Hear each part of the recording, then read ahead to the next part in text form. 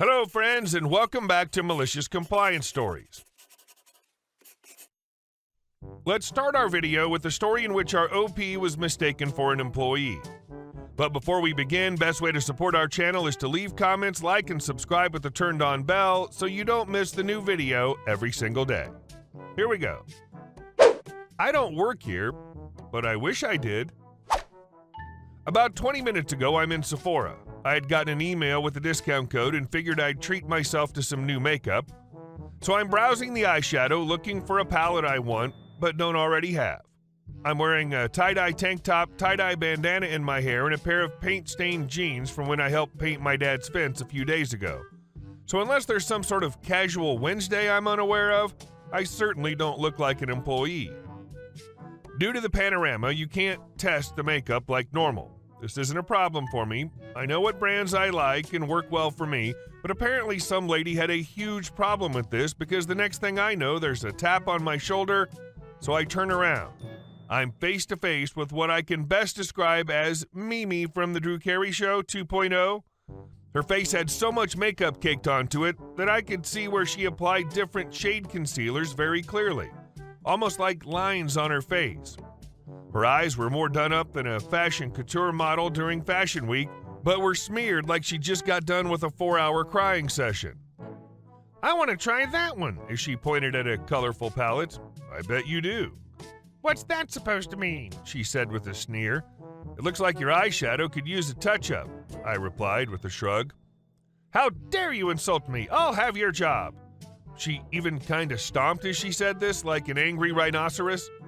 Good luck with that. But if this is how you treat employees, I'm glad you got me instead. They don't get paid enough to put up with your BS. For whatever reason, she's still not convinced that I don't work there, and she stomps off to find a manager, still shrieking about disrespect and how she's never and blah, blah, blah. I figure the manager will take care of it and go back to looking at the palettes. Not so lucky. About a minute later, she comes huffing back, manager in tow, looking like a poor pup who'd just been beat. That one, she screams while pointing at me. That's the one who insulted me, and I demand you do something about it right now, she cried, again stomping her feet on the last two syllables. The manager looks at me, looks at Mimi, shakes her head, and says, Ma'am, she clearly doesn't work here. She's a customer just like you. I'm not sure what you want me to do. I'm sorry if she upset you, but unless she put her hands on you or threatened you, there's not much I can do. Realization slowly washed over the woman, and her face went from being red like a cherry from being angry to being pink like bubblegum from being embarrassed. She stuttered out half an apology. Oh, I'm so, yeah. Then to the manager, well, I still want to try that palette. At this point, my mind was made up. There was only one of those palettes left on the floor, and while they might have had more in the back, she was going to wait for it. Without a word, I grabbed the palette and started walking towards the line. Mimi nearly starts crying at this point. Did you see that? Can she do that? I wanted that palette. The manager simply responded, Ma'am, you asked to sample the palette, and unfortunately right now, due to the redacted, I can't let you do that. As I already stated, she's a customer, and if she wants to buy that palette, she's absolutely allowed. If you're going to keep causing a scene, I'm going to need to ask you to leave. Mimi turned on her heels and went to sulk in the corner of the store. I checked out and have been sitting in my car waiting for her to leave the store so I can go back in and return this hideous palette.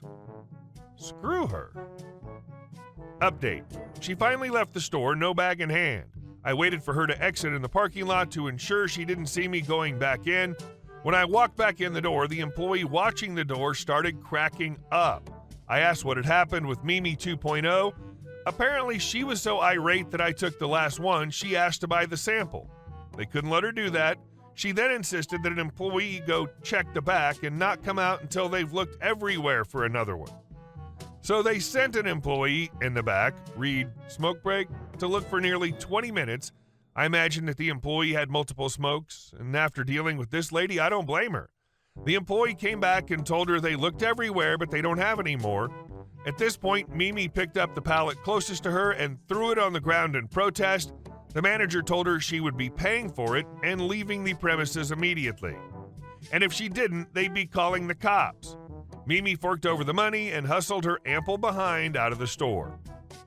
At this point, I said, "Man, in that case, I'm glad I waited to see her leave the parking lot before I came to return this." And the employee doubled over with laughter. She thought I was just checking up on the situation. She had no idea I didn't actually want the pallet. Generally, I'm one of the nicest people you'll ever meet.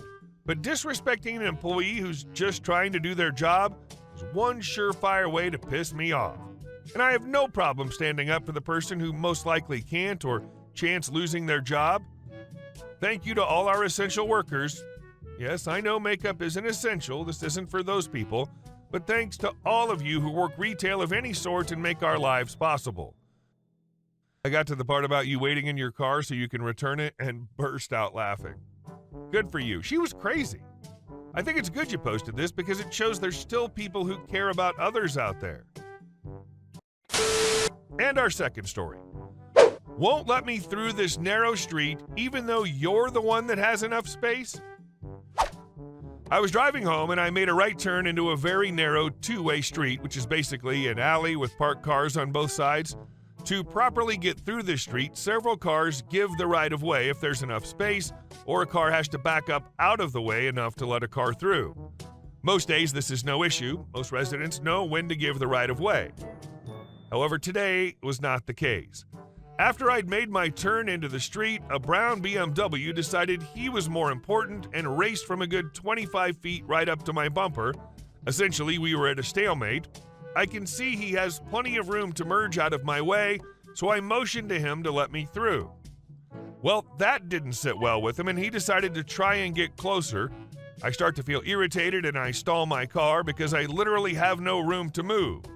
We must have been there a good 30 minutes. He kept getting out of his car with his stupid phone, thinking intimidating me was going to get me to move. Eventually, he got fed up and called the cops. When the cops showed up, guess who was the first one to start slinging accusations? The cop approached my window and asked me to explain the situation. It went something like this. Cop: "Ma'am, what's going on?" Me: "I'm sorry, officer, I can't back onto oncoming traffic." This was true, as the turn-in was at the bottom of a hill notorious for having speeders. You see, he has enough space to merge, but he won't let me. Cop: "Was there a hit?" Me: "No, officer, there was no hit. I was like a half inch from his bumper." After like 5 minutes, the cops ended up making him merge into the small driveway and give the right of way to me. Imagine being so entitled to think a complete stranger owes you to move their car. And our next story. HOA makes us pay for their clerical error. I'm a stay-at-home mom of 2 boys my husband calls the Bushwhacker twins. I have plenty on my plate. My husband and I are first-time home buyers. We have what's considered a double lot. Our house is on one lot, and the other lot is our backyard. Our whole area is fenced off. We understood when we bought the house we'd have to pay 2 yearly lot fees instead of only 1. We were fine with that, considering no other houses on this street have a yard as big as the one we have. I was pregnant with our first child and in my first trimester. We knew we wanted the big yard. We bought the house and moved in March 2017. La-di-da. We received our first bill for the lot fees that following November. It only had 1 lot fee, so I called the community manager at that time and spoke with her and asked if this was correct. I explained we were supposed to have 2 fees since we have 2 lots, and the bill we got was only for 1. The woman told me she would call me back. So she called me back and said that was all we were responsible for. I said, okay, I was just making sure since we were told otherwise before buying this house. That was that. La-di-effing-da. 2021, the HOA board hires a new management company that claims they'll be changing the way they bill residents for any little thing. Any little violation will be charged and fees will be applied to your account for any little thing. They sent us a letter in July saying we needed to mow and edge a slice of grass that was on the outside of our fence line or we'd be charged for the violation. I called about 7 times before the representative that I got to speak to on that particular day told me that all I needed to do was call and tell a representative that we were not responsible for upkeeping that slice of grass and they will note it in our account, and that was it. I told him I wish somebody would have told me that any of the other 6 times I'd called trying to get a hold of the person responsible for managing our community. Freaking ridiculous. Irritating, to say the least. Skip to November 2021, and we received our yearly assessment bill, and lo and behold, Wouldn't you know, they must have found that discrepancy from the prior management company because there was a bill for over $3,000 for that second lot we never received a bill for. It was included with the bill for the lot we had been paying every year. I called and emailed and called and finally was told the HOA board was not going to remove the additional fees. I attended the annual community meeting via Zoom, and when I had the opportunity to speak, I asked why they had made the decision to not remove the extra fees.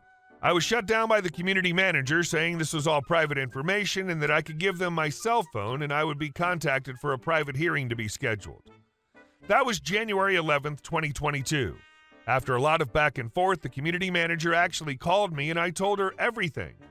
We have never received one thing in our name since we've lived here. We have paid the bill for the one lot every year. How can I pay for a bill that's never sent to us?